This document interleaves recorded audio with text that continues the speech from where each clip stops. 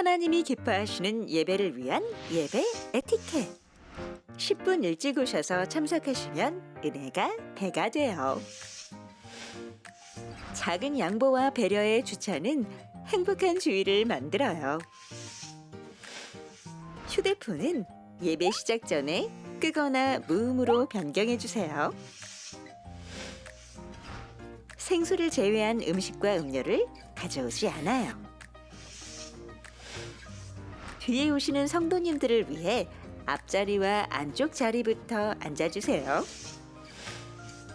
새로 오셔서 등록을 원하시는 분은 본당 입구 안내위원에게 말씀해 주시면 등록을 돕도록 하겠습니다. 작은 실천으로 우리 함께 은혜롭고 온전한 예배를 만들어가요. 할렐루야, 반갑습니다. 우리 이부 목장 연합 예배에 나오신 여러분들을 주님의 이름으로 축복합니다. 오늘 2025년 마지막 예배입니다. 오늘 한 해를 우리를 인도해 주신 하나님, 감사의 모든 제목을 주신 하나님, 그 하나님을 기억하면서 깊은 예배로 나아갔으면 좋겠습니다. 모두 함께 자리에서 일어나셔서 우리의 기쁨 대신 감사의 능력 대신 우리 주님을 찬양하겠습니다.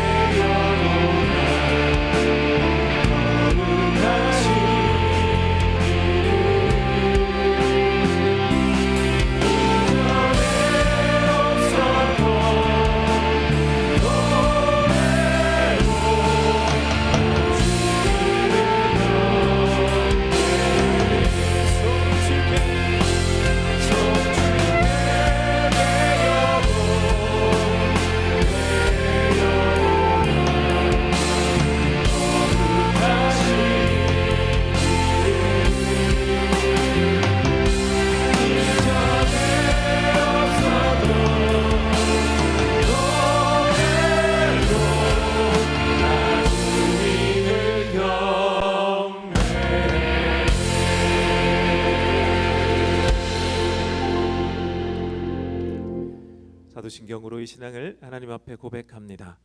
여러분은 하나님 아버지를 믿습니까? 나는 전능하신 아버지 하나님, 천지의 창조주를 믿습니다. 여러분은 그의 아들 예수님을 믿습니까?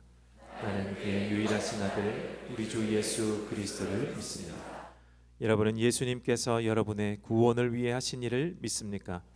그는 성령으로 잉태되어 동정녀 마리아에게서 나시고 본디오 빌라도에게 고난을 받아 십자가에 못 박혀 죽으시고 장사된 지 사흘 만에 죽은 자 가운데서 다시 살아나셨음을 믿습니다.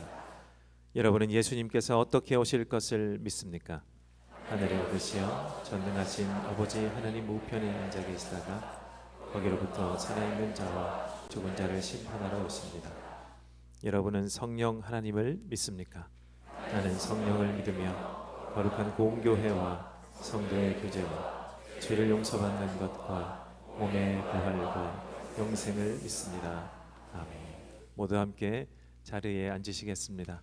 시간 한 해 동안 우리 공동체를 지켜주신 하나님, 또 옆에 있는 모든 분들을 우리의 한 몸으로 불러주신 하나님, 이 하나님을 찬양하면서 우리 지체된 모든 사람들을, 모든 성도님들을 축복하는 시간 가졌으면 좋겠습니다. 함께 하나님께서 당신을 통해 메마른 땅에 샘물나게 하셨습니다. 함께 축복하겠습니다.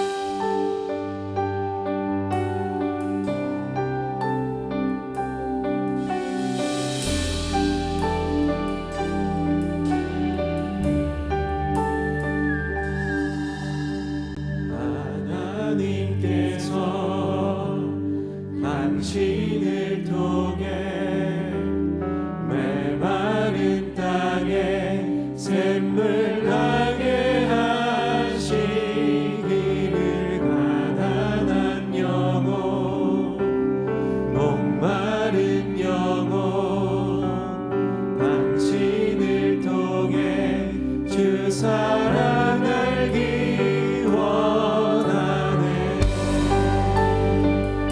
우리 함께 옆에 있는 분들을 함께 손을 내밀어 축복하겠습니다. 서로 올 한 해 한 공동체로 불러주신 하나님 감사합니다. 우리 격려하고 축복합니다. 하나님께서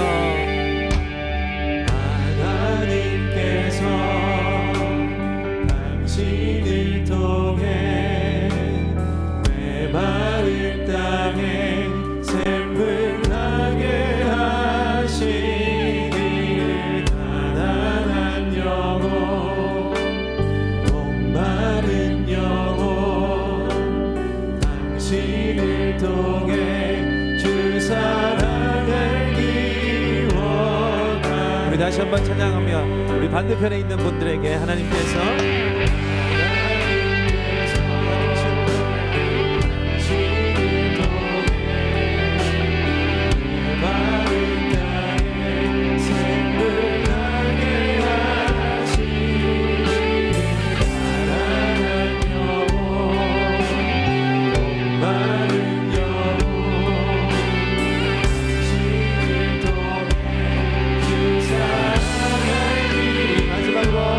다시 한번 축복하겠습니다. 하나님께서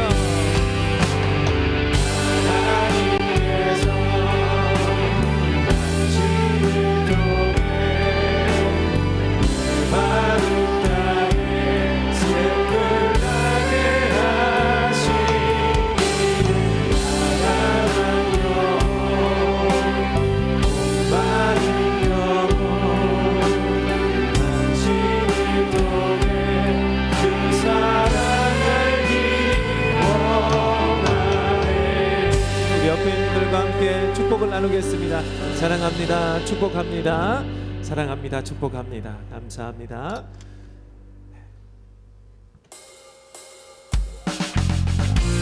이 시간 우리 하나님께 감사와 영광 돌리며 우리 손뼉을 치며 우리 주님을 찬양하겠습니다.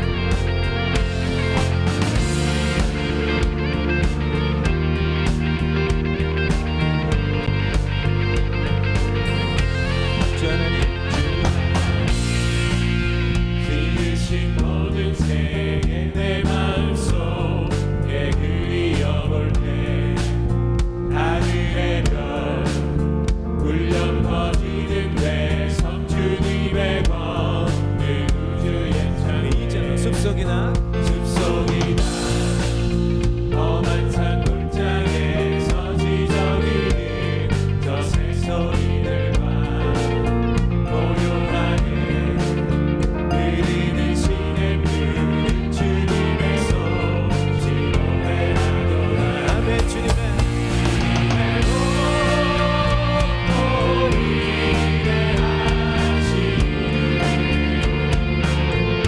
내 영혼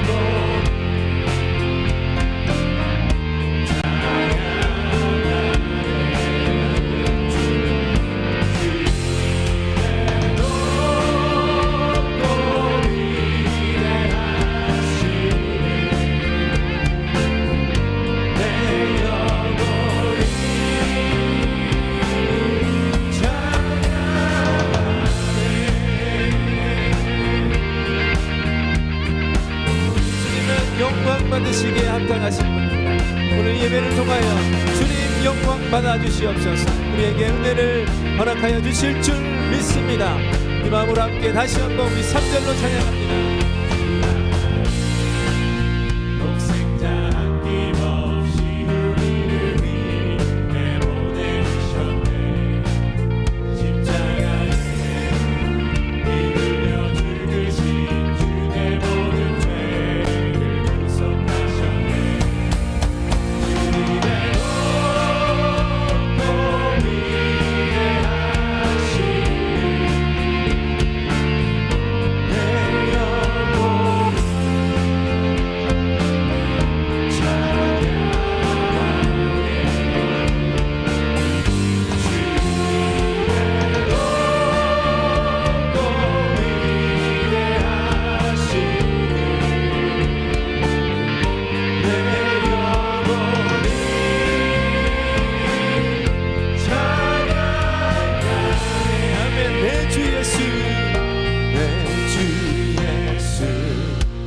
세상에 다시 올 때 저 천국으로 날 인도하리.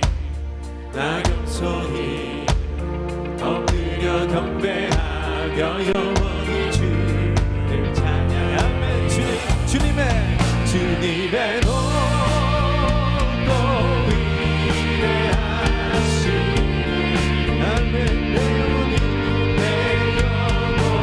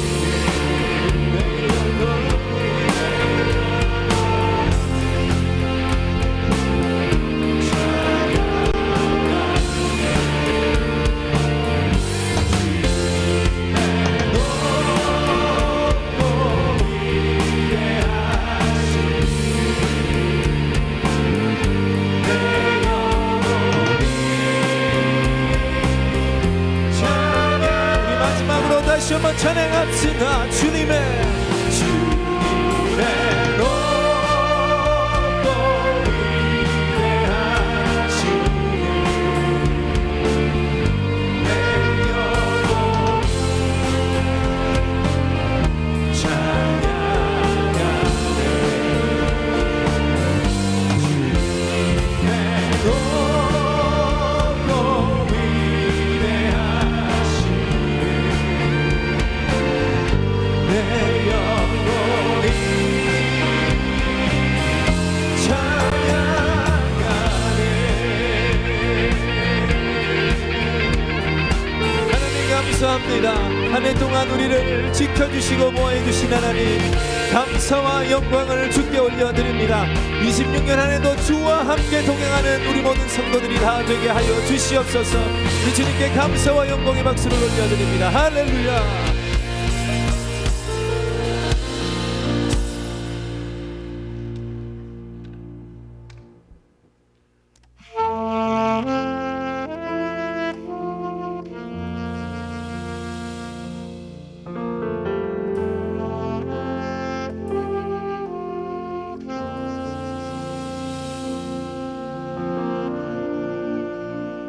상황 속에서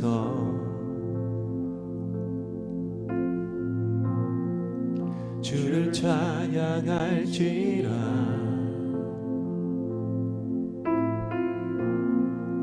주는 너의 큰 사랑을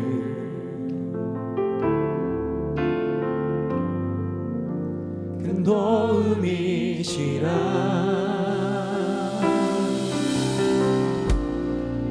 주의 얼굴 구할 때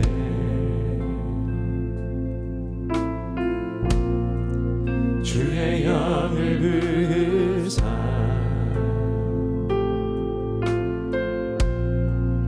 크신 사랑 안에서 주를 보게 하소서. 아멘. 내 영혼이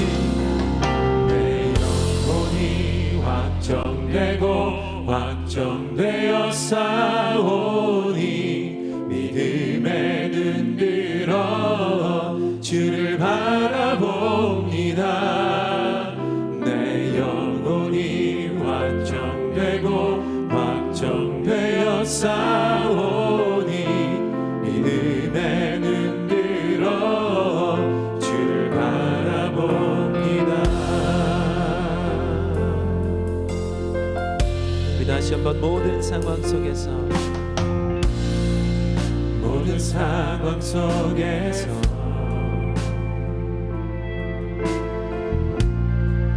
주를 찬양할지라.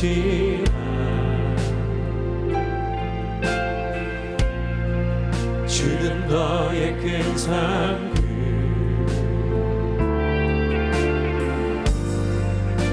그래도 우리시라.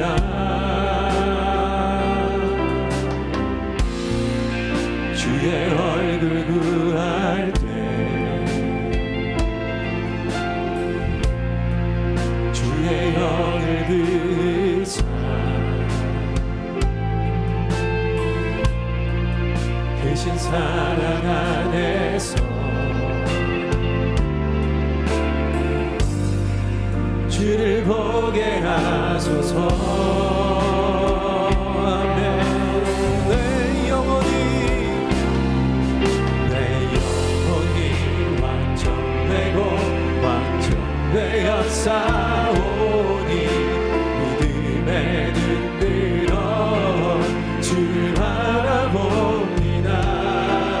내 영혼이 완전되고 완전되어 싸우니 믿음에 눈 들어 주를 바라봅니다.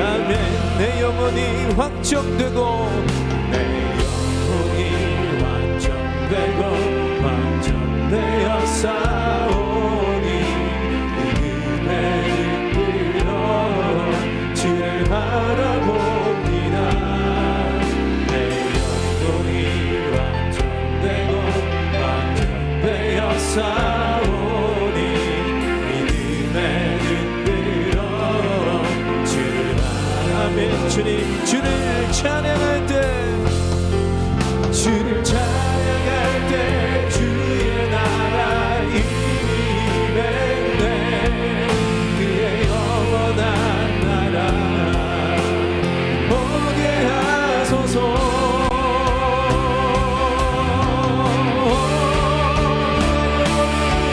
내 영혼이 완전되고 완전되어 싸우니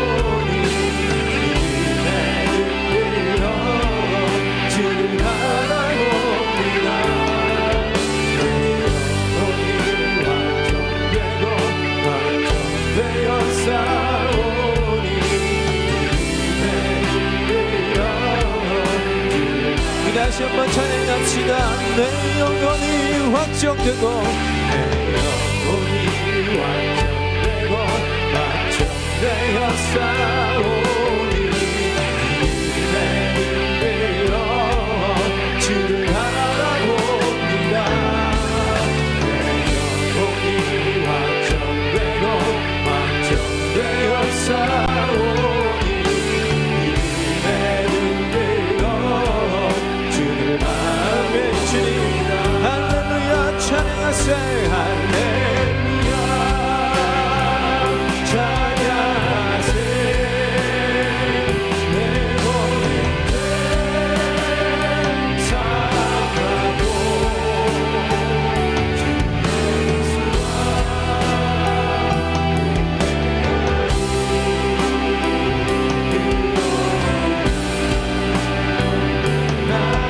마지막으로 다시 한번 찬양합시다.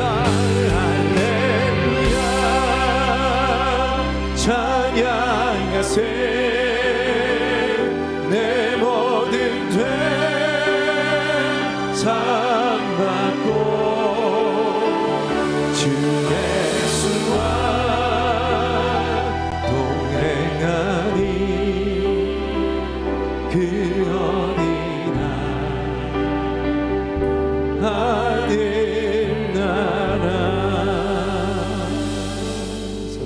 함께 기도하겠습니다. 하나님, 우리가 눈을 들어 주를 보지 않고 나의 상황과 나의 생활에만 집중했던 우리의 믿음 없음을, 하나님을 신뢰하지 못함을 회개합니다. 주님, 온전히 주님만 신뢰하지 못했음을 회개합니다. 주님, 용서하여 주시옵소서. 그러나 우리를 사랑하시는 하나님께서 이 시간 우리의 예배 가운데 오셔서 은혜로 나의 모든 부족함, 나의 모든 비어있음을 채워 주시옵소서. 우리 합심하여 이 기도의 제목으로 함께 주님 앞에 기도하며 나아갑니다. 하나님,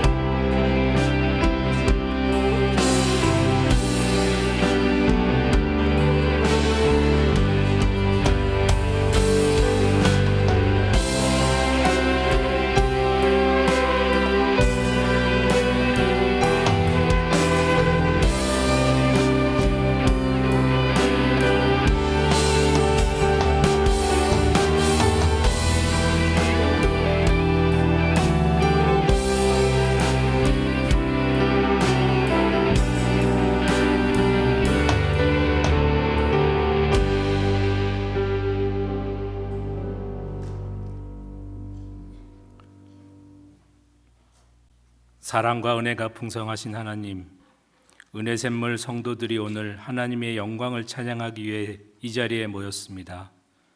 저희를 자녀 삼아 주시고 하나님의 사랑 안에서 살게 하여 주심에 감사드립니다. 세상의 분주함 속에도 저희에게 주일의 안식을 허락하여 주시고 이렇게 예배의 자리에 모여 하나님을 찬양하여 기도할 수 있게 하심에 감사드립니다. 저희는 오직 믿음으로 살고자 합니다.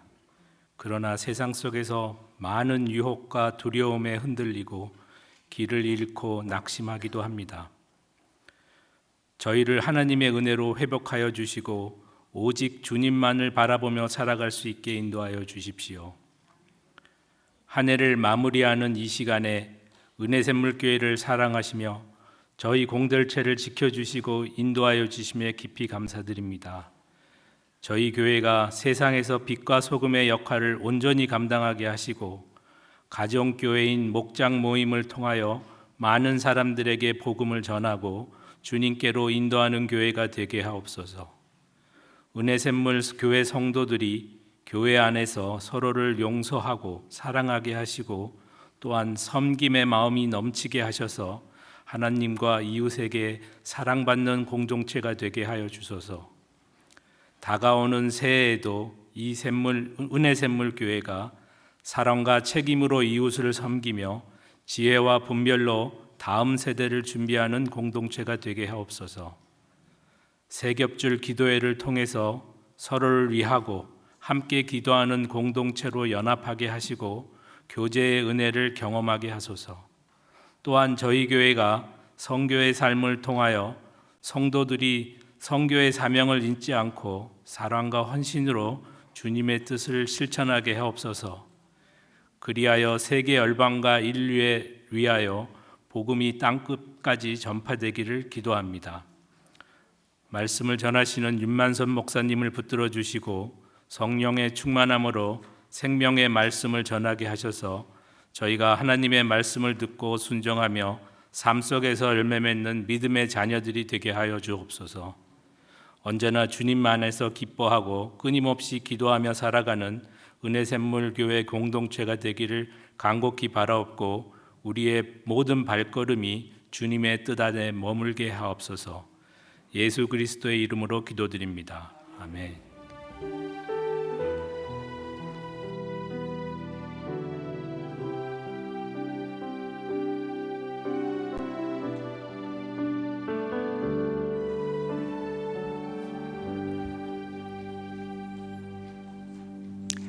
네, 성도 여러분, 이 시간에는 우리 다음 세대 우리 자녀들 이제 유치부에서 유년부로, 유년부에서 초등부로 또 어린이교회에서 청소년교회 우리 톡틴으로 이렇게 수료하고 졸업하는 우리 자녀들을 축복하는 시간입니다.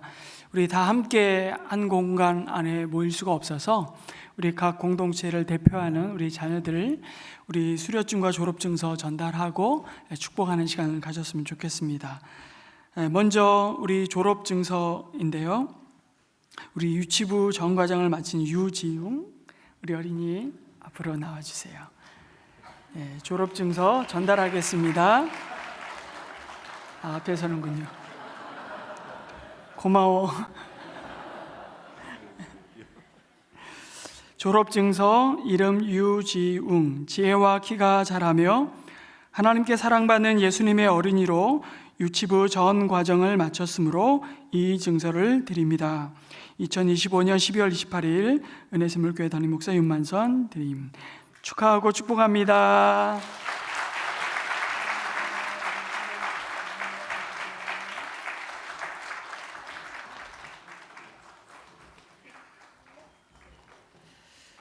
졸업증서 우리 유년부 전과정을 마친 심다은 우리 자녀입니다. 앞으로 나와주시면 졸업증서 전달하겠습니다. 내용은 동일합니다. 축하합니다. 축복합니다.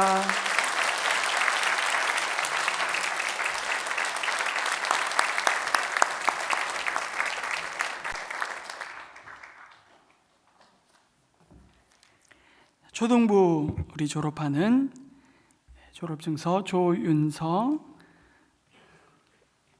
우리 어린이 졸업증서 이름 조윤서 초등부 전과정을 마친 졸업증서 전달합니다. 내용은 동일합니다. 축하합니다. 축복합니다.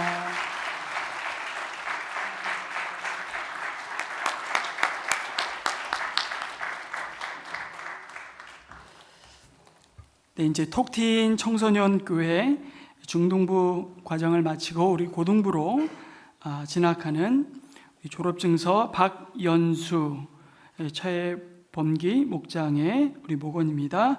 축하합니다. 축복합니다.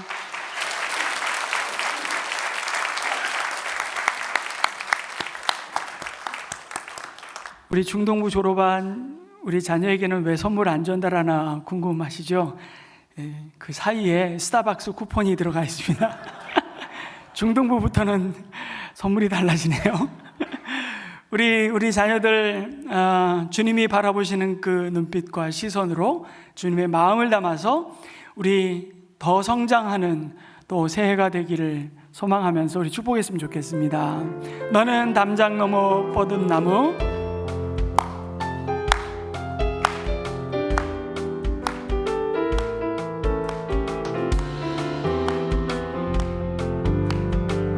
너는 담장 너머 뻗은 나무 가지에 푸른 열매처럼 푸른 열매처럼 하나님의 귀한 축복이 삶에 가득히 넘쳐날 거야. 너는 어떤 시련이 와도 어떤 시련이 와도 이겨낼 강한 발이 있어. 선능하신 하나님께서 너와 언제나 함께 하시니 너는 하나님의 사람, 아름다운 하나님의 사람. 나는 널 위해 기도하며 내 길을 축복할 거야. 너는 하나님의 선물, 사랑스러운 하나님의 우리 손 벌려 주의 품에 꼭 피울 나무가 되어줘. 축복합니다.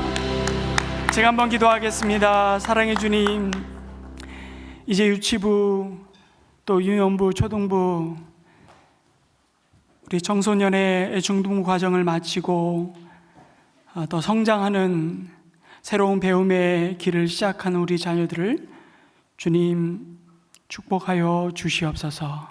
그 키와 지혜가 자라갈수록 하나님과 사람 앞에 더 사랑스러워져 가며 하나님이 이 자녀들의 마음 가운데 늘 하늘의 풍성한 복으로 지혜로 주의 능력으로 채우시고 함께하여 주시옵소서. 그래서 어제보다 오늘, 올해보다 새해 이들의 믿음의 여정이 예수 그리스도를 더 사랑하며 닮아가며 주께로 더 가까이 나아가는 믿음의 경주가 되게 도와주시고 하나님의 꿈이 저들의 비전이 되고 예수님의 성품이 저들의 인격이 되며 성령님의 능력이 저들의 참된 능력이 되게 도와 주시옵소서. 우리 자녀들의 삶을 주님의 손에 온전히 맡겨드립니다. 하나님, 사람이 사람을 세울 수 없으나 주께서 우리에게 주신 이 복음이 우리 자녀들을 하나님의 신실한 믿음의 사람들로 세워가는 거룩한 통로가 되게 하여 주시옵소서. 우리 자녀들의 삶을 주님의 손에 딱 드리며 예수 그리스도의 이름으로 기도드립니다. 아멘.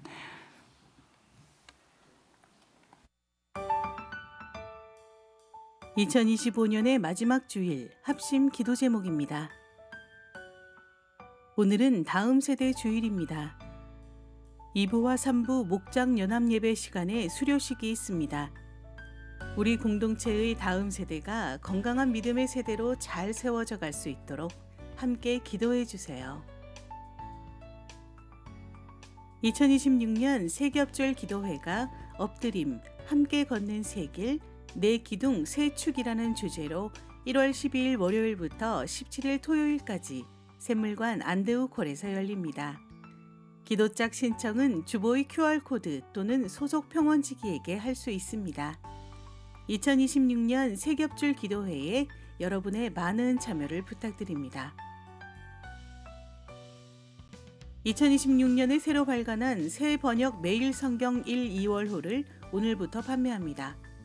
더불어 2026년 감사로 한 해를 시작할 수 있도록 제작한 감사 노트 또한 함께 판매합니다.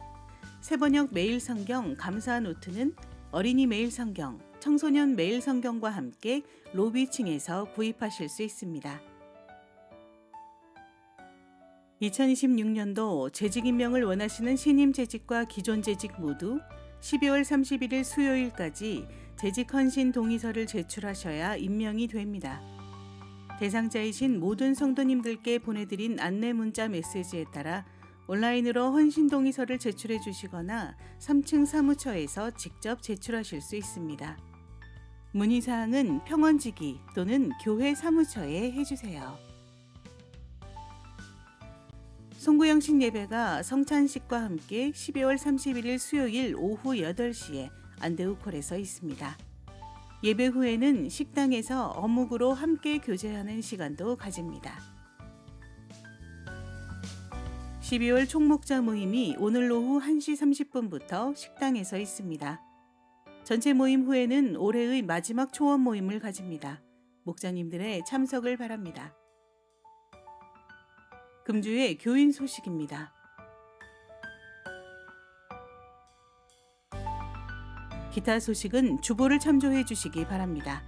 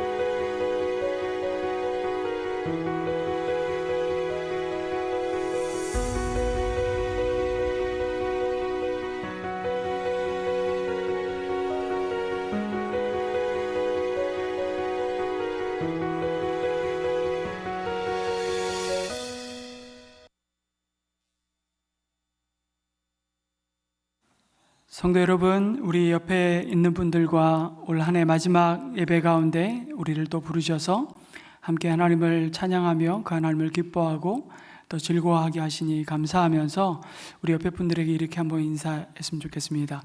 오늘의 당신은 주님의 은혜입니다. 이렇게 한번 축복할까요? 오늘의 당신은 주님의 은혜입니다. 아멘. 한 해를 이제 맞춰가면서 또 새해를 우리가 바라보면서 우리 영상 광고로 보셨듯이 우리 세겹줄 기도회로 또 한 해를 하나님 앞에 온전히 맡겨드리며 엎드림을 통해서 우리를 새롭게 일으키시고 또 하나님의 꿈을 우리의 비전으로 품게 하시는 놀라운 하나님의 은혜가 또 세겹줄 기도회 가운데 있기를 소망합니다. 우리 기도짝을 찾으시고 또 함께 은혜의 자리로 나오시면서 또 새해 하나님이 행하실 새 일을 우리가 함께 기대하면서 우리 하나님께서 부으실 그 은혜를 사모하면서 우리 세겹줄 기도회로 모였으면 좋겠습니다. 송구 영신 예배가 31일 오후 8시에 있는데요. 본당 안에 다 함께 한 자리에 모일 수 없다는 걸 잘 아실 텐데요. 일찍 오시는 대로 순서대로 저희가 착석을 하되 3층, 2층 또 우리 심성민홀 다 오픈해서 우리 자녀들과 함께 또 새해를 약속의 말씀을 붙들고 예배 가운데 시작하는 또 은혜가 있었으면 좋겠습니다. 12월 31일까지 재직 임명서 기억해 주시고 우리 봉사로 섬기는 모든 분들은 사실 재직입니다. 당연히 목자분들께서는 재직 헌신동에서 제출하셔서 다시 한번 하나님께서 이 직분을 통해서 나를 통해 일하시는 하나님의 은혜를 그리고 내가 몸으로 드리는 헌신의 의미를 다시 한번 하나님 앞에 결단하는 시간 갖는 것입니다. 그래서 헌신동의서를 형식적으로 제출하지 마시고요. 헌신동의서의 내용을 다시 한번 하나님 앞에 나의 기도 제목으로 품고 한번 읽어보시고 이 삶의 목적과 방향을 향해서 내가 주님 앞에 내 삶을 구별하여 드립니다. 그 헌신을 담아서 여러분 하나님 앞에 표현하시고 헌신동의서 제출해 주시면 임명하도록 하겠습니다. 오늘 예배에 들어오시며 또 나가시며 1, 2월 매일 성경 세 번역으로 매일 성경 출판됐는데요.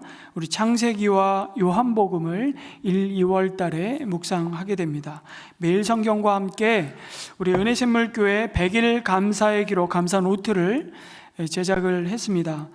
그래서 개인적으로 꼭 한 권씩 다 구입하셔서 우리 감사의 제목들 하루에 5가지 그것을 표현하고 나누는 그래서 목장을 통해서 우리 가정의 가족들과 함께 나누면서 감사가 감사를 낳는 더 풍성한 그 은혜의 자리 또 감사의 열매를 맺는 그 기쁨의 자리 우리가 새해에 열어갔으면 좋겠습니다.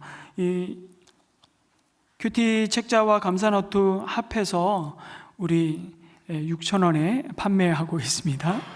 그래서 사무실에도 한 곳이 더 놓고 싶다 그러면 2개월 동안 여러분 12,000원 투자해서 우리 영혼에 정말 하나님께서 메마르지 않는 은혜를 부어주신다면 가성비 최고의 투자입니다. 그래서 구입 망설이지 마시고 신청해 주시고 기존의 큐티 책자를 이미 연간 회원으로 가입하신 분들은 취소, 지난주에 광고 드렸듯이 취소해 주시면 전액 환불하고 새로운 매일 성경, 우리 세번역 성경을 같이 구입해서 함께 했으면 좋겠습니다. 오늘 우리에게 주시는 하나님의 말씀은 사도행전 18장 1절에서 11절까지 말씀 우리 교독하겠습니다. 그 뒤에 바울은 아테네를 떠나서 고린도로 갔다. 거기서 그는 본도 태생인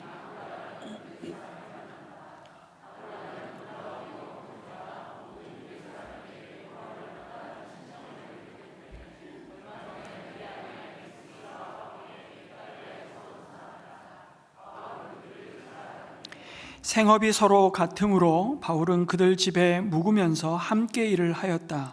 그들의 직업은 천막을 만드는 일이었다.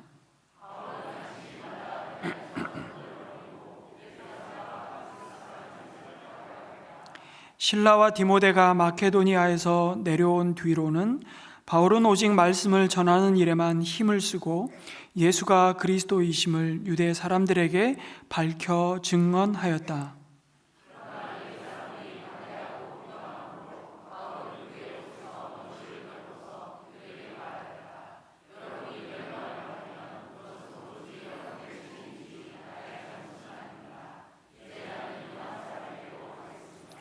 바울은 거기를 떠나서 디디오 유스도라는 사람의 집으로 갔는데 그는 이방 사람으로서 하나님을 공경하는 사람이고 그의 집은 바로 회당 옆에 있었다.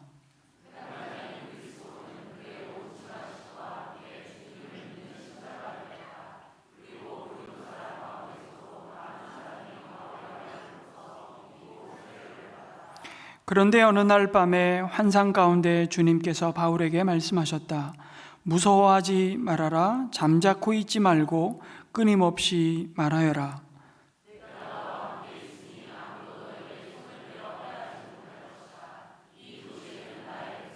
같이 읽습니다. 바울은 그들 가운데서 하나님의 말씀을 가르치면서 1년 6개월 동안 머물렀다. 아멘.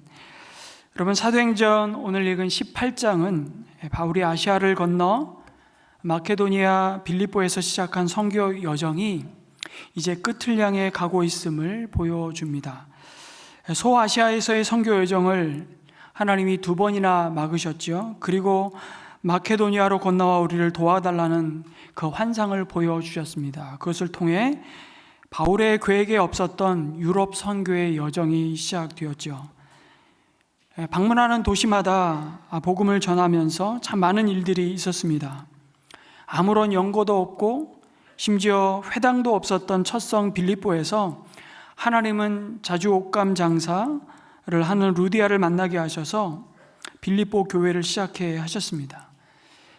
그러나 귀신 들려 점을 쳐주던 여정을 고쳤다는 이유로 주인들로부터 고발을 당해 심한 매질을 당하고 감옥에 갇히기도 하죠.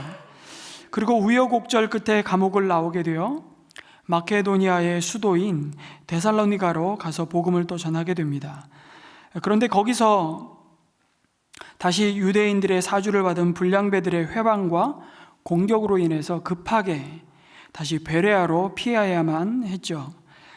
베레아의 유대 사람들은 데살로니가 사람들보다 비교적 열린 마음으로 말씀을 받아들이고 바울 일행에 대해서 호의적이었으나 데살로니가에서 소동을 일으킨 불량배들이 이 베레아까지 쫓아와서 또 복음 전하는 것을 회방하였습니다. 그래서 또다시 바울은 실라와 디모데를 그 마케도니아 또 베레아와 데살로니가에 남겨두고 베레아를 급하게 빠져나와 우상의 도시 아테네에 도착합니다. 여러분 잘 아시는 대로 아테네는 헬라 철학이 꽃을 피웠던 도시였습니다. 헬라를 대표하는 소크라테스, 플라톤, 아리스토텔레스 많은 지성인들이 앞다투어 지식을 자랑하고 숭상하는 곳이었죠. 또한 그들은 종교심이 남달랐다고 바울은 아테네 사람들의 모습을 보면서 그들이 얼마나 종교적이었는지를 말씀해 주고 있습니다. 바울 입장에서 보면 대학자였고 한때는 유대인의 랍비로 추앙받는 보장된 자리에 있었던 바울의 입장에서 보면 오히려 한마디로 그들은 복음을 전하기에 정말 구미에 당기는 사람들이었습니다. 결이 통한다 그러잖아요. 그러니까 뭘 말하면 뭔가 좀 이렇게 주고받을 수 있는 대화가 가능한.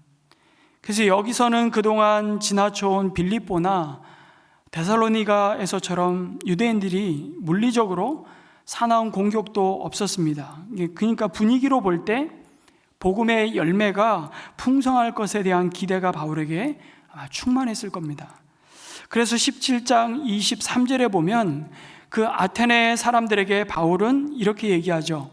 내가 다니면서 여러분이 예배하는 대상들을 살펴보는 가운데 알지 못하는 신에게라고 새긴 제단도 보았습니다. 그러므로 나는 여러분이 알지 못하고 예배하는 그 대상을 여러분에게 알려드리겠다고 아주 자신만만하게 말하고 있는 겁니다. 그런데 참 예상과 달리 아테네에서의 전도 사역은 큰 성과를 거두지 못합니다. 그러니까 그 결과로 열매로만 놓고 본다면 처절한 실패였습니다.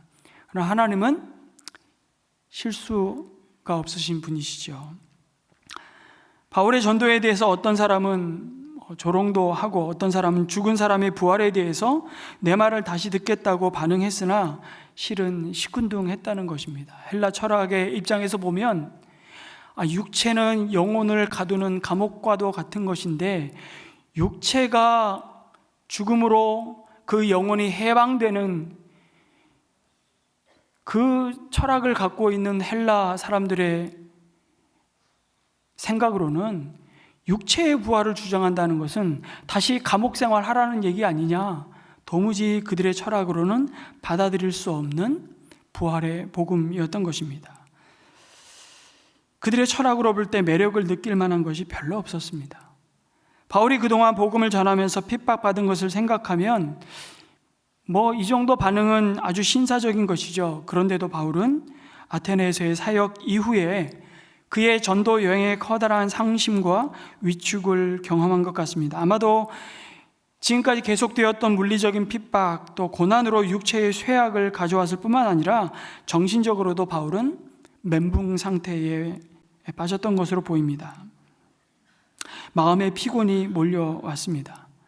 아테네에서의 전도 사역에 기대했던 것과는 너무 다른 결과를 받아들이고 짧은 기간 아테네 선교 여정을 끝내죠. 그리고 다시 고린도라는 도시로 향했습니다. 그런데 고린도라는 또 다른 환경과 상황을 맞닥뜨리면서 오히려 바울의 마음은 더 두려움과 침묵에 사로잡히고 맙니다. 바울이 고린도에 도착했을 때 심신이 많이 지쳐 있었다는 것을 사도행전에서는 알 수 없으나 그가 나중에 고린도 교회에 보낸 편지에 보면 이런 내용이 나옵니다. 고린도전서 2장 3절 말씀을 한번 보겠습니다. 시작. 내가 여러분과 함께 있을 때에 나는 약하였으며 두려워하였으며 무척 떨었습니다 라고 고백하는 것입니다. 어쩌면 2차 전도 여행에 있어서 가장 큰 영적 위기가 찾아온 것입니다. 이제 그의 곁에는 수리아 안디옥에서부터 출발할 때 함께 떠났던 실라도 그의 곁에 있지 않습니다. 그리고 바울에게 큰 위로가 되었던 영적 아들이요 제자인 디모데도 그의 곁에 없습니다. 그러면서 대체 무슨 일이 있었길래 사도 바울이 왜 그렇게 고린도에서 사역할 때 불안했었고 두려웠을까요? 그것은 무엇보다 첫 번째로 고린도라고 하는 도시의 그 영적 상황 때문이었던 것으로 보입니다. 여러분, 고린도라는 도시는 어떤 도시였습니까? 한 도시 안에 동쪽과 서쪽에 항구를 2개나 둘 만큼 아주 대단히 무역이 발달하고 상업이 번창한 부유한 도시였습니다. 지금은 고린도를 방문하고 우리 단기봉사팀이 고린도 지역을 다녀 오셨는데요. 한 6km 정도 거리에 2 항구를 가지고 있으면서 오늘 등장하는 갱그레아 항구가 동쪽에 있었고 또 다른 항구가 서쪽에 있는데 그게 에게해와 아드리아해를 연결하고 에게에서 이탈리아 반도로 가기 위해서 여러분 지금은 운하가 만들어져서 건설이 돼서 나폴레옹 시대 때 만들어진 운하가 얼마나 정교한지요. 그 깎아지른 절벽이 도대체 이게 사람이 어떻게 이렇게 만들 수 있을 만큼 대단한 운하가 만들어져 있는데 그 당시에는 운하가 없었습니다. 바울 당시에 어떻게 했을까요? 에게에서 배를 끌어올려 가지고 통나무로 배를 굴려 가지고 한 6km 정도를 건너가면 그 서쪽의 항구에 배를 다시 띄워서 이탈리아 로마로 가는 겁니다. 그러면 그 반도 한 700km 여정을 줄일 수가 있는 거예요. 그러니까 얼마나 많은 사람들이 거기에서 물류를 오고 가며 번성했겠습니까? 그러니까 무역을 해서 번성해서 돈이 넘쳐나는 곳이었죠. 한마디로 고린도에서는 돈 자랑하면 안 되는 도시였습니다.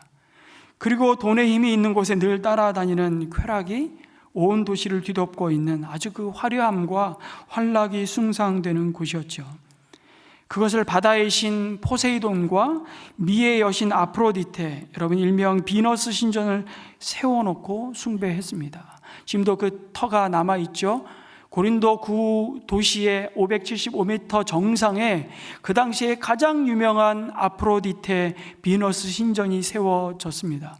거기에 무려 신전이 고용한 매춘부 1000여 명이 상주하면서 밤에는 도심으로 내려와 여러분 몸을 파는 겁니다. 도시 전체가 음란으로 뒤덮였죠. 말이 좋아 여사제지. 여러분, 그래서 고린디언이라는 사전적 의미는 고린도 시계 혹은 고린도 사람이라는 의미도 있지만 또 다른 의미는 음란하고 방탕한, 특별히 돈이 많이 드는 취미 생활을 하며 사치하는 남봉꾼들을 의미했습니다. 이 고유명사화가 된 겁니다. 그래서 고린도인처럼 행동한다는 의미는 매춘한다는 의미였고요. 쉽게 말해서 고린도는 구약 성경에 나오는 소돔과 고모라와 같은 도시였다는 것입니다. 그런 도시로 가면서 여러분 바울의 마음이 어땠을까요? 지성적인 사람들, 아주 종교적인 사람들이 사는 아테네에서도 내가 복음을 전하는데 열매로만 보면 실패했는데 이 고린도에 와보니 정말 엉망인 겁니다. 흥청망청 놀아대는데 난잡하기가 말로 할 수 없는 겁니다. 어쩌면 사도 바울은 내가 이곳에 생명의 복음을 전도하러 왔다가 오히려 악한 음란한 가운데 오히려 악한 영향을 받을까봐 두려워했는지도 모르겠습니다. 이 도시의 타락상과 자기 만족을 추구하는 것이 최고의 덕이요 가치라고 믿는 그 땅을 바라보면서 도대체 이 도시에서 복음을 전한다는 것이 가능할 것인가? 이들이 정말로 복음을 받아들일 수 있는 인간들일까? 그런 생각을 하면서 가슴이 먹먹하고 슬럼프에 빠졌던 것으로 보입니다. 아마도 바울에게 아덴에서의 복음 전도와 그 결과의 영향으로부터 완전히 자유로울 수 없었던 것이죠. 다시 말해 과거에 대한 쓰라린 경험이 두려움과 위축을 가져옴과 동시에 여러분 이 고린도라는 도시의 화려함과 돈의 힘과 쾌락에 찌든 문화는 복음의 큰 장벽으로 다가왔습니다. 복음을 전하는 바울의 마음을 짓눌렀을 것입니다. 그리고 그를 깊은 절망감으로 몰아갔는지 모르겠습니다. 마치 엘리야 선지자가 바알과 아세라 선지자들을 단칼에 죽이고서도 여전히 살기 등등해서 엘리야를 죽이겠다고 달려드는 이세벨의 위협에 자신의 목숨을 잃을까 봐 두려워서 어쩔 줄을 모르고 도망가던 모습처럼 말입니다. 어쩌다 이 지경이 됐나 그렇게 생각되시는 분이 혹시 계십니까? 죽을 힘을 다해 누군가를 향해 복음을 전해본 경험이 없는 분일 가능성이 굉장히 높죠. 여러분, 누구나 그럴 수 있습니다. 우리는 무의식적으로 성경에 등장하는 인물들을 굉장히 이상화하려는 경향이 있습니다. 이 이상화를 넘어서 우상화하는 경향들이 있죠. 우리와 완전히 다른 존재라고 생각하는 경향이 있습니다. 그런데 그렇지 않습니다. 사도 바울뿐만 아니라 성경에 등장하는 모든 인물들이 우리와 똑같은 성정을 가지고 연약하고 부족하고 똑같이 삶의 무게를 견뎌야 했죠. 똑같은 문제를 봉착했다는 것을 아셔야 됩니다. 두려울 때는 두려웠고요. 한없이 외로울 때는 외로워서 견딜 수가 없었습니다. 그래서 육체의 가시와 같았던 바울의 3번이나 하나님 앞에 부르짖어 간구했으나 낫지 않았던 그 육체의 질병이 뭔가 많은 학자들이 이런저런 얘기를 하는데 그 중에 하나가 우울증이라고 얘기하는 학자도 있습니다. 너무 외로웠습니다. 사도 바울의 고린도 사역이 사실 그랬습니다. 또 하나 사도 바울은 경제적으로 매우 궁핍한 상황이었던 것 같습니다. 가만히 보니까 오늘 본문에서 그동안 사도 바울의 선교 여행에 한 번도 등장하지 않았던 낯선 단어가 등장합니다. 그 단어가 뭘까요? 생업이라는 단어입니다. 3절에 보니까 생업이 서로 같으므로 바울은 그들 집에 묵으면서 함께 일을 하였다. 그들의 직업은 뭐라고요? 천막을 만드는 일이었다. 여러분, 대학자이고 랍비인 무슨 사도 바울이 천막을 언제부터 만들었을까 싶죠. 이 당시에 랍비는 어려서부터 적어도 랍비로서 가르침으로 인해 가지고 돈을 받을 수는 없었거든요. 그래서 언제나 유대인, 그 중에서도 랍비들은 어려서부터 손기술 혹은 몸으로 일을 해서 생계를 유지할 수 있는 기술 하나씩을 다 가르쳤습니다. 그리고 그걸 배워야만 했던 것이죠. 바울에겐 그 일이 천막 만드는 일이었습니다. 그런데 사도행전 13장부터 시작된 이 사도 바울의 선교 여행을 우리가 함께 쭉 살펴보면서 지금까지 단 한 번도 사도 바울이 일했다는 기록이 없습니다. 어디에 사도 바울이 생업을 가지고 일했다고 말씀합니까? 그동안 다 사도 바울은 오히려 가는 곳마다 회당에 들어가 랍비로서의 역할, 복음을 전하고 예수가 그리스도임을 전하는 증인의 사명만 감당했습니다. 왜 그렇습니까? 안디옥 교회에서 파송 받았잖아요. 안디옥 교회가 후원해 주었습니다. 그런데 2차 선교 여행 도중에 지금까지도 안 했는데 고린도에 와서는 갑자기 생업을 해야만 한 것이죠. 무슨 얘기일까요? 선교비가 다 떨어졌다는 얘기입니다. 생업 말 그대로 살기 위해서는 일을 할 수밖에 없었습니다. 그래서 사도 바울이 이 사람들을 찾아가는 것이에요. 이 사람들은 나중에 보겠지만 아굴라와 브리스길라입니다. 2절 후반절에 보니까 바울이 일거리를 줄 사장님을 찾아간 거예요. 바울이 면접 보러 간 겁니다. 나 좀 써달라고. 왜 이렇게 사도 바울이 경제적으로 힘들어졌을까요? 여러 가지 이유가 있지만 여러분, 1차 선교 여행 때는 사도 바울과 동행했던 사람이 누구였습니까? 바나바였습니다. 여러분, 바나바는 부자입니다. 큰 밭을 팔아서 사도들 발 앞에 놓았던 부자였죠. 1차 선교 여행 중에 같이 다니면서 바나바가 돈 좀 꽤 썼을걸요? 근데 2차 선교 여행 가기 전에 어떤 일이 벌어졌습니까? 마가 요한을 함께 데려가는 문제로 서로 다투다가 갈라섰습니다. 지금은 바나바가 옆에 없습니다. 온전히 안디옥 교회가 보내준 선교비로만 여행을 해야 되는데, 여러분 지금 이 여정을 보십시오. 원래 1차 선교 여행 때 세웠던 바울의 계획은요, 이미 복음을 전했던 소아시아 지역의 교회들을 돌보는 것이었습니다. 하지만 하나님이 그걸 막으셨잖아요. 유럽으로 건너가게 하셨습니다. 건너가면서 백값이 안 들었을까요? 그리스 도시마다 체류비가 안 들었을까요? 돈이 다 떨어졌습니다. 어쩔 수 없이 사도 바울은 생업을 찾습니다. 굉장히 빈궁했기 때문이죠.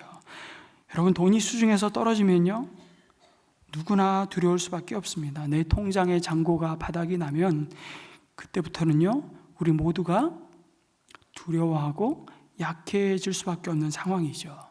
실제로 이때 사도 바울이 고린도에 머물면서 여러분, 데살로니가 교회에 편지를 쓰는데요, 데살로니가전서 3장 7절에 이런 기록이 있습니다. 한번 같이 읽을까요? 시작. 이러므로 형제들아, 우리가 모든 궁핍과 환난 가운데서 너희 믿음으로 말미암아 너희에게 위로를 받았노라. 지금 고린도에 있습니다. 근데 이 고린도에 있으면서 우리가 모든 궁핍과 극심한 환난 가운데서 온 모든 복음의 여정 속에 지쳤다는 것이죠.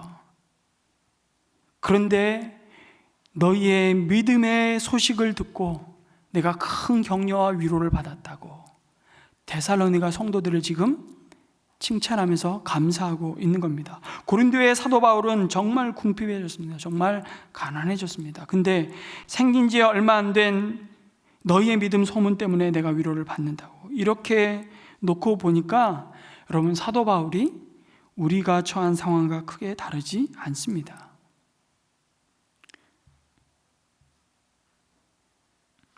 우리도 그렇게 시시때때로 영적인 눌림에 살아갑니다. 이 도시 문화 속에서 때때로 경제적인 어려움 때문에 걱정하며 삽니다. 여러분, 돈 쌓아놓고 사시는 분들이 몇 분이나 되겠습니까?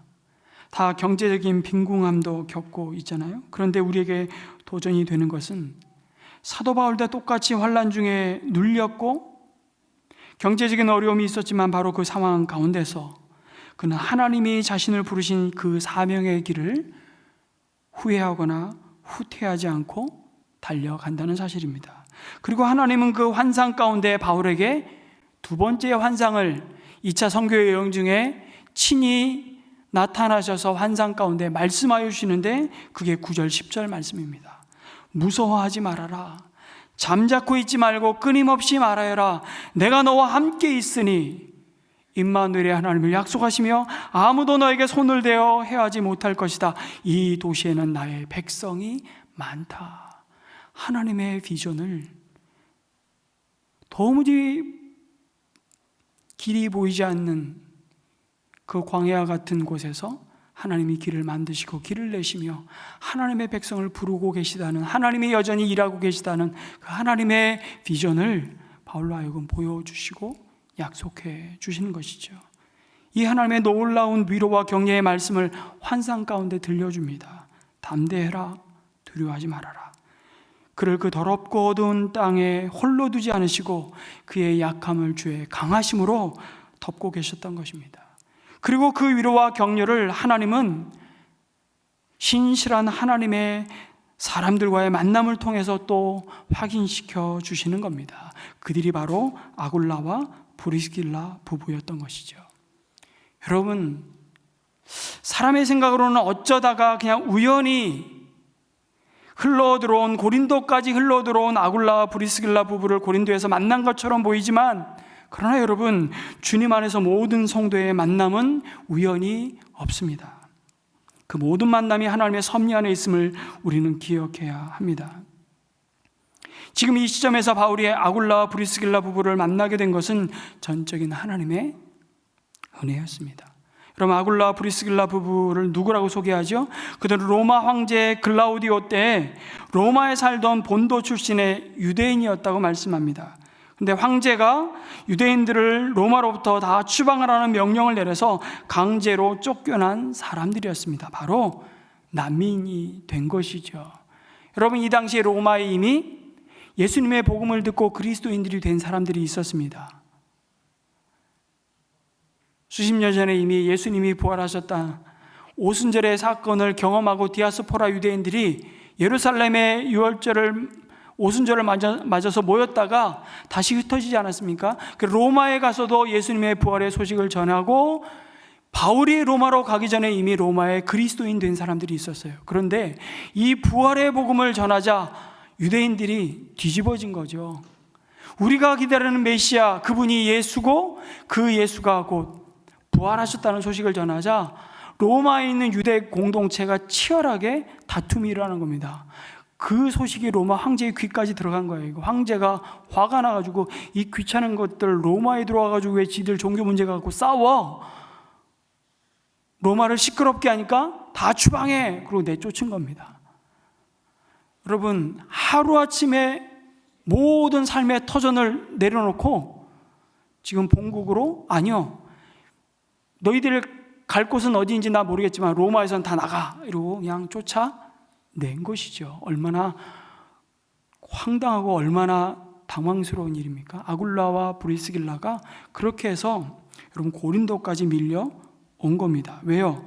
그래도 여기는 돈이 돌고 있고 먹고 살 수 있는 그런 곳이라 생각해서 천막 만드는 일을 생계로 이어가고 있었던 것이죠.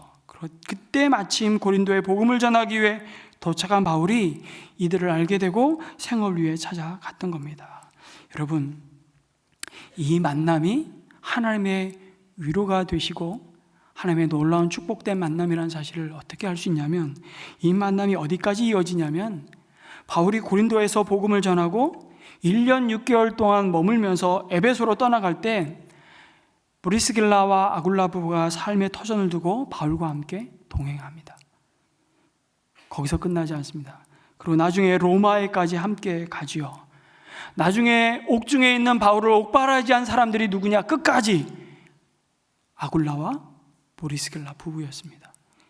그 사실을, 그들을 향한 바울의 마음을 로마서 16장 3절과 4절에 이렇게 기록해 놓았습니다. 함께 읽겠습니다. 시작. 그리스도 예수 안에서 나의 동역자인 브리스가와 아굴라에게 문안하여 주십시오. 그들은 생명의 위험을 무릅쓰고 내 목숨을 구해준 사람들입니다. 나뿐만 아니라 이방 사람의 모든 교회도 그들에게 감사하고 있습니다. 여러분, 그들은 처음 바울과 생업을 위해, 진짜 먹고 입에 풀칠하기 위해 동업자로 만났지만요, 어느덧 주님의 나라와 복음을 위해 일생을 함께 사역하는 동역자로 서 있는 것이죠. 여러분, 이런 관계를 혹시 맺고 있는 분이 계십니까? 그분을 은혜샘물교회 안에서 만나시기를 주님의 이름으로 축복합니다.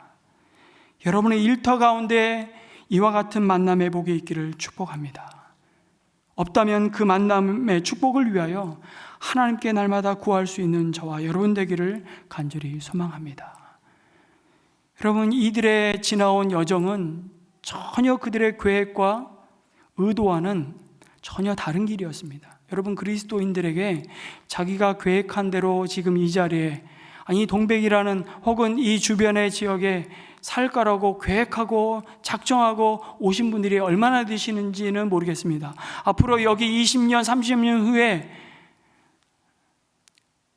우리가 지나온 삶에 대한 더 깊은 감사와 나눴던 그 은혜에 대한 기쁨을 이야기할 분들이 또 몇 분이나 계실지 알 수 없습니다. 우리가 계획한 대로 인생이 흘러가지 않더라고요. 그러나 한 가지는 기억하십시오. 내 계획대로 흘러가지는 않았지만 주님의 인도하심을 따라 흘러갈 때 하나님은 그 가운데 놀라운 만남의 축복을 주실 줄 믿습니다. 그게 그리스도인들이 누리는 놀라운 특권이죠. 그런데 여기서 우리가 주목하기를 원하는 것은 다른 것입니다. 여러분, 생업, 사도 바울이 지금 생업을 하고 있잖아요. 천막 만드는 생업인 겁니다. 그런데 그는 여전히 회당에서 강론합니다. 전도합니다. 하나님의 말씀을 선포합니다. 유대인과 헬라인을 권면하죠. 이렇게 정리해 볼 수 있습니다. 사도 바울은 생업을 어쩔 수 없이 하지만 그 생업 때문에 본업을 잊지는 않습니다. 여러분, 이 모습을 우리가 담기를 원합니다. 생업, 말 그대로 먹고 살기에 우리는 감당해야만 하는 일입니다. 그러나 그의 본업은 예수 전하는 것이었습니다. 오히려 그가 생업을 하는 이유는 이 본업에 집중하기 위함이었죠. 그의 우선순위는 분명합니다. 우리가 이 말씀에 도전받아야 되는 이유가 여러 가지가 있습니다. 여러분, 다 생업을 가지고 있습니다. 우리도 저와 같이 풀타임으로 주의 말씀을 가르치고 전하며 성도를 하나님의 사역을 하는 하나님의 사람들로 양육하는 생업을 가진 사람도 있지만, 여러분, 우리는 선자리는 다 다르지만 먹고 살도록 하나님께서 우리에게 맡겨주신 생업이 있습니다. 여러분의 생업이, 그러나 여러분의 본업은 아닙니다. 저와 여러분의 본업은 주를 위해 사는 것입니다. 믿으십니까? 다시 정리합시다. 생업을 주를 위해 사는 본업을 위한 거룩한 디딤돌과 통로가 되기를 축복합니다. 그럴 때 그 우선순위를 바꾸지 않을 때 우리는 생업 또한 주님께 하듯 그 마음의 성실함과 그 손의 공교함을 가지고 충성하게 될 것입니다. 너무나 많은 그리스도인들이 이 부분에서 우선순위를 뒤바꾸고 우리를 본래 부르신 본업의 정체성을 망각하죠. 본업 잘 감당하라고 주신 것인데 생업에 파묻혀서 그 본업을 소홀히 하고 잃어버리죠. 사도 바울을 보십시오. 다시 한번, 생업 때문에 본업을 소홀히 하지 않습니다. 앞으로 여러분, 누가 여러분에게 직업이 뭐냐고 물으시면 이렇게 대답하시기를 주님의 이름으로 축복합니다. 생업은 건축업인데 본업은 복음 전하는 자입니다. 생업은 부동산 중개 일을 하는데요, 본업은 복음을 전하는 자입니다. 생업은 청소하는 일인데 저의 본업은 복음의 증인입니다. 생업으로 부르신 자리가 교사이건 간호사이건 의사이건 법조인이건 학생이건, 그런데 본업은 주님 전하는 자입니다. 왜요? 우리가 그리스도인이기 때문이죠. 우리는 이렇게 흔히 말합니다. 우리 자녀들에게 너는 크리스천 사업가가 되라고, 너는 크리스천 판사 변호사가 되었으면 좋겠다고, 혹은 우리 아이들이 이렇게 얘기합니다. 나는 크리스천 연예인이 되는 것이 소원입니다. 내 아들을 크리스천 정치가로 만들고 싶다. 우리에게 익숙한 표현들이지만 사실은 이것은 말씀 한번 드린 대로 본말 전도입니다. 본말 전도가 뭡니까? 사물의 위치나 순서나 이치가 거꾸로 된 것을 말하는 것이죠. 그리스도인이 형용사가 되어서 그 뒤에 붙은 직업, 그 직업 명사를 수식하는 것은 여러분 영적 본말 전도입니다. 크리스천의 방점은요, 사업가, 교사, 정치가, 연예인, 교사가 아니라 그리스도인에 찍혀야 되는 것입니다. 한번 소개해드렸던 이 인물을 다시 한번 소개하고 싶습니다. 팀 티보라는 유명한 미국의 미식축구 선수가 있습니다. 지금은 은퇴해서 ESPN 해설가로도 활동을 하는데, 이 사람은 뭘로 유명하냐면요, 터치다운을 하면 저렇게 사진에 보듯이 무릎을 꿇고 기도하는 자세를 취하는 것으로 아주 유명한 사람입니다. 이것 때문에 논란이 되기도 했던 인물이지만, 여러분, 그래서 저 무릎 꿇은 저 자세를 티보잉이라고 고유명사처럼 만들어 가지고 갖다 붙이기도 했는데요. 이 팀은 부모님 필리핀 선교사인 가정에서 태어나서 어린 시절부터 그리스도인의 방점을 찍는 법을 끊임없이 배웠습니다. 그리고 국가적인 유명세를 탈 만큼 미국이 얼마나 이 슈퍼볼까지 가는 과정에서 얼마나 유명한 스포츠입니까? 팀 티보가 수만 명이 메인 스타디움의 경기장에서 그날 아주 굉장히 좋은 성적을 내고 기록을 내고 인터뷰를 하면서 했던 말이 있습니다. 팀 티보가 세상은 나를 보고 크리스천 축구 선수라고 말합니다. 그러나 나는 축구 선수로 뛰는 크리스천이라고 말하고 싶습니다. 여러분, 우리도 우리 자녀를 그렇게 말할 수 있는 그리스도인으로 세우시기를 주님의 이름으로 축복합니다. 나는 요리사로서 하나님과 세상을 섬기는 그리스도인입니다. 나는 소방관으로서 하나님과 세상을 섬기는 그리스도인입니다. 라는 말에 우리의 본업의 방점을 찍는 우리 자녀들로 세워져 가기를 주님의 이름으로 축복합니다. 마지막으로 바울이 무서워하지 말고 잠자코 있지 말고 끊임없이 말하라고 격려하시는 주님의 음성을 따라서 정말 하루라도 빨리 떠나고 싶은 이 향락과 우상의 도시 고린도를 여러분 2차 선교 여정에서 가장 오랫동안 머문 도시로 기록하고 있습니다. 1년 6개월이라는 가장 오랜 기간 머물며 복음을 전할 수 있었던 것은 다른 것이 아니었습니다. 그의 구별된 삶에 대한 헌신이 있었기 때문에 가능했다는 사실입니다. 뭐요? 구별된 삶에 대한 헌신을 하나님 앞에 서약하고 고린도의 삶을 시작했다는 거예요. 어떻게 할 수 있냐면 18절에 한번 가보겠습니다. 18절에 이런 말씀이 있습니다.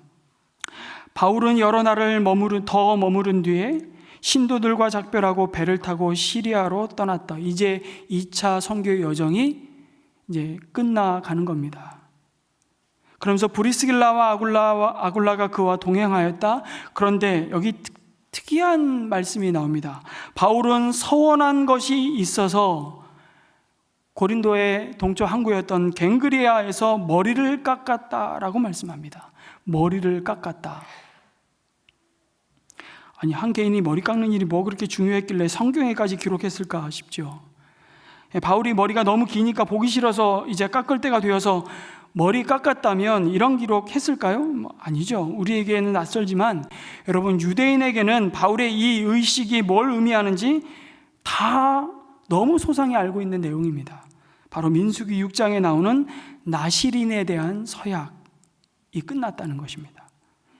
여러분, 바울이 고린도를 떠나면서 하나님 앞에 자기가 고린도에 들어와서 하나님 앞에 드렸던 서약을 다 이루었다는 표시로 머리카락을 지금 깎았던 거예요. 다시 말해서 바울이 일찍이 고린도에 도착해서 서원한 내용, 그것을 우리는 주목해야 되는 것이죠. 민수기 6장에 보면 일단 나시린이 어떤 사람인지를 우리에게 말씀해 주십니다. 유대인 중에 하나님 앞에 서원을 한 사람을 나시린이라고 표현하는데요, 하나님 앞에 어떤 약속을 하고 서원을 하면 그때부터 3가지를 그 서원이 완성될 때까지 금하도록 했습니다. 나시린에게는 그게 몇 주이든 몇 개월이든 몇 년이든 평생 나시린으로 부모가 서약하고 본인이 서약한 사람 또 있죠. 성경에 누구죠? 그게 삼손입니다. 이 사람들은 3가지를 절대 하면 안 돼요. 첫 번째는 포도주와 독주를 마셔서는 안 됩니다. 포도주나 독주를 마시지 말아야 되는 이유는 이렇습니다. 여러분, 사람이 술을 먹지만 순간 어느덧 술이 우리의 몸속에 들어가면서 술이 사람을 잡아먹습니다. 그래서 술 취하지 말라, 성령의 충만함을 받으라고 말씀하시죠. 그 술이 갖는 특징이 지배한다는 특징이 있습니다. 그래서 하나님의 특별히 나시린들은 구별된 자라는 뜻인데요, 나시린은 술을 금함으로써 무슨 신앙 고백이 그 서약 가운데 담겨져 있냐 하면, 너를 지배하는 분은 창조주 하나님 한 분 외에는 없다라는 신앙적인 메시지가 그 속에 담겨져 있는 겁니다. 그러니까 이 말은 곧 내가 누구인지를 포도주와 독주를 입에 대지 않음으로 확인하고 있는 것이죠. 너는 창조주 하나님의 지배 아래에 있는 구별된 자다. 이 메시지가 첫 번째 금지 조항 속에 드러나고 있는 겁니다. 두 번째는 뭘 금하도록 되어 있냐면 죽은 것에 손을 대어서는 안 되도록 되어 있습니다. 혹은 그 시체가 담겨져 있는 관도 만져서도 안 되고 접촉해서도 안 됩니다. 왜 그랬을까요? 여러분, 시신은 뭐의 결과이죠? 사망의 죽음의 결과입니다. 근데 그 사망은 뭐의 결과입니까? 죄의 값입니다. 죄란 뭡니까? 하나님과 끊어진 상태를 얘기하는 것이죠. 그러니까 하나님의 백성들은 적어도 이 죽음의, 즉 영원한 사망의 문제와는 전혀 이제는 관계가 없는 자다라는 사실을 드러내고 있는 거예요. 그의 삶 자체가 그것을 메시지로 시위하고 있는 거죠. 내가 누구냐? 이 정체성을 이 금지 조항 속에 감춰 놓은 것입니다. 여러분, 우리는 그리스도의 공로로 구원을 받은 이상 죄의 값인 사망에 대해서 우리는 더 이상 관계가 없는 자들임을 믿습니다. 이제는 관계없는 자가 되었죠. 이런 신앙 고백적 메시지가 두 번째 금지 조항 속에 감춰져 있고요, 바울이 그 사역을 주님 앞에 드리면서 그 자신을 구별했던 것입니다. 어디에서요? 고린도에서요. 그리고 세 번째는 여기 사도 바울이 행했던 머리를 기르고 자르는 문제였습니다. 여러분, 나시린은 머리에 삭도를 대지 않도록 되어 있습니다. 그래서 그 서원과 약속이 시작된 시점부터 머리를 기르도록 되어 있습니다. 그리고 그 서원과 약속이 종료가 되면 그때 이것이 종료가 되고요, 완성이 되었다, 지켜졌다는 뜻에서 머리를 밉니다. 오늘 갱그리아에서 사도 바울이 어떤 서원했던 것을 종료한다는 의미로서 머리를 깎고 있는 겁니다. 도대체 무슨 서원을 한 것일까요? 사도 바울이 고린도에 처음 도착했을 때 이 도시가 너무나 음란한 도시였습니다. 문 밖을 나가기만 하면 온통 음란한 사람들이 음란한 행동을 하는 곳으로 가득한 도시였죠. 사도 바울이 그때 나시린의 서약을 하는 것입니다. 하나님, 나는 내 눈으로 음란한 것을 보지 않겠습니다. 나는 이렇게 음란한 도시를 살면서 구별되게 하나님 앞에 코람되어 하나님 앞에 살겠습니다. 바울은 그 퇴폐적이고 돈과 지식과 쾌락을 숭상하는 도시 고린도에 입성하면서 충분히 예상되는 만만치 않은 영적 도전과 그 상황을 맞닥뜨리기 전에 나시린 서약을 했던 것으로 보입니다. 그리고 1년 6개월 동안 고린도에 머무는 동안 그는 계속 머리를 길렀습니다. 그는 구별된 삶을 살았다는 말이죠. 그리고 드디어 갱그레아 항구에서 금난한 땅 고린도를 떠나게 되자 그 서약이 끝났기 때문에 머리를 자른 것입니다. 무슨 말입니까? 그런 구별된 삶을 살려고 거룩한 몸부림을 쳤다는 말입니다. 이 모습이 우리에게 도전이 되기를 간절히 소망합니다. 여러분, 마침 이제 한 해의 끝을 향해 가고 이제 새해를 맞이합니다. 여러분, 인생의 이 기간 동안 나시린의 서약을 한번 해보시면 어떻겠습니까? 우리가 구약의 율법대로가 아니라 그리스도 안에 자유한 자이지만 그러나 우리 스스로가 하나님 앞에 거룩한 헌신을 다시 한번 결단했으면 좋겠습니다. 이 기간 동안 하나님 앞에 구별된 삶을 살겠다. 몸을 구별하고 생각을 구별하고 보는 것을 구별하고 살겠다. 새해를 주님 앞에 온전히 올려드리며, 여러분 평소에는 새벽을 깨우지 못했다 할지라도 새겹줄 기도의 기간 동안 새해의 나를 통해 우리 가정을 통해 우리 믿음의 가정인 목장 식구들을 통해 하나님이 행하실 새해를 기대하며 이 새해를 주님의 손에 한번 맡겨보시는 헌신의 시간을 작정해 보시면 어떻겠습니까?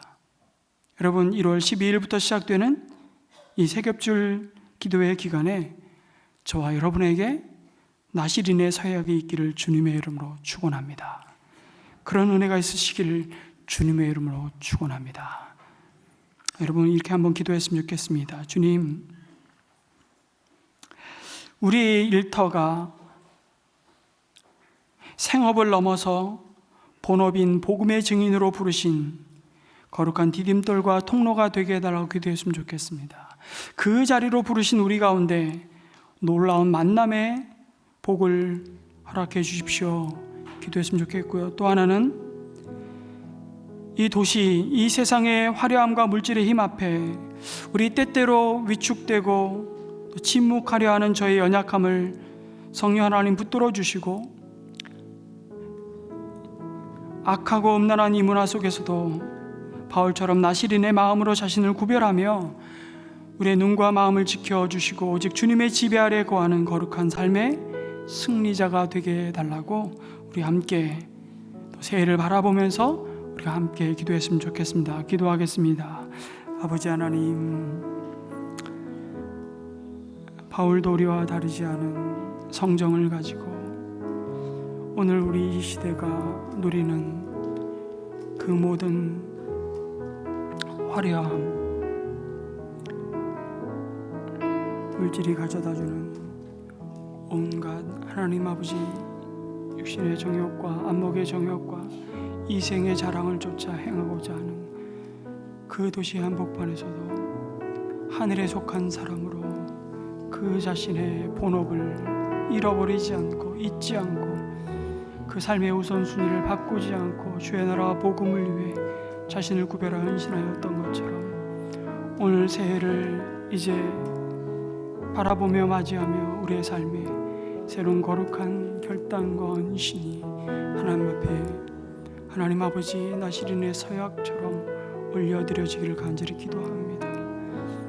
우리와 언제나 함께 하시는 그 주님, 두려워하지 말라고, 하나님 아버지 침묵하지 말라고, 끊임없이 우리 안에 담아두신 그 은혜가 흘러가기를 하나님 소원하시고 기대하신 주님의 마음을 또 하나님 새해를 열며 우리가 새겹줄 기도회로 함께 모여 주님 앞에 우리의 삶을 올려드리길 간절히 기대합니다.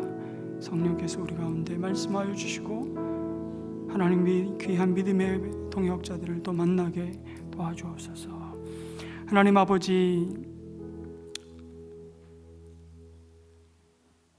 한 해의 끝을 바라보며 또 새해를 맞이하는 이때에 하나님 우리를 부르신 그 부름의 자리가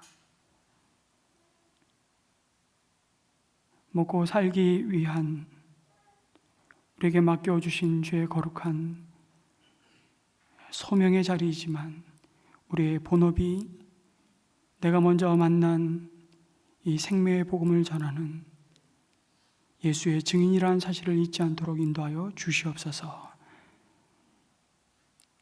우리가 달려가야 할 새해 그 믿음의 경주길 가운데 함께 이 길을 걸어가는 하나님의 사람들을 또 만나게 하시고 함께 서로를 지지하고 응원하며 격려하며 흔들리지 않고 이 믿음의 경주길을 잘 달려갈 수 있도록 인도하여 주시옵소서.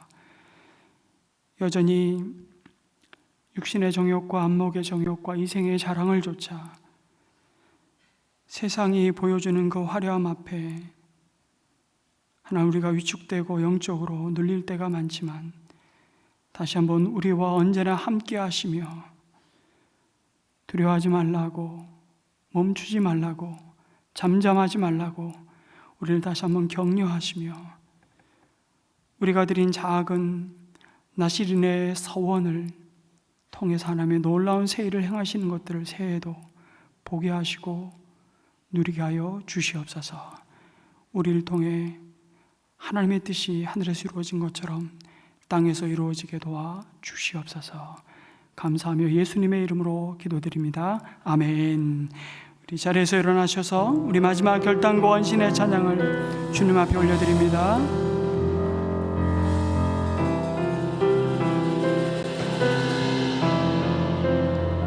깊은 절망의 수렁 가운데 주님께 닿을 수 없던 우리 어두운 밤중에 하늘을 향해 주의 이름 나 부를 때 어둠을 뚫고 오신 주 사랑 나의 절망 얻으셨네. 주님의 공로 다 이루셨네. 주 예수 나의 산소 그누가 주의 자비를 다하라. 한없는 은혜 증량할까. 영광을 떠나 이 땅에 오신 죄가 되신 구주 예수. 주의 십자가 내게 말하네. 영원히 난 용납되네. 아름다우신 왕 나는 주의 것 그리스도 나의 산소. 그렇습니다. 할렐루야 할렐루야. 주를 찬양하여라. 할렐루야. 자유케 하셨도다. 죄의 젖을 끊으신 주께 구원이 또다. 주 예수 나의 소망. 할렐루야 할렐루야. 주를 찬양하여라. 할렐루야. 자유케 하셨도다. 죄의 젖을 끊으신 주께 구원이 또다. 주 예수 나의 산소. 그리스도 나의 산소만. 그리스도 나의 산. 당신은 나의 산소망이십니다. 당신은 나의 산소망.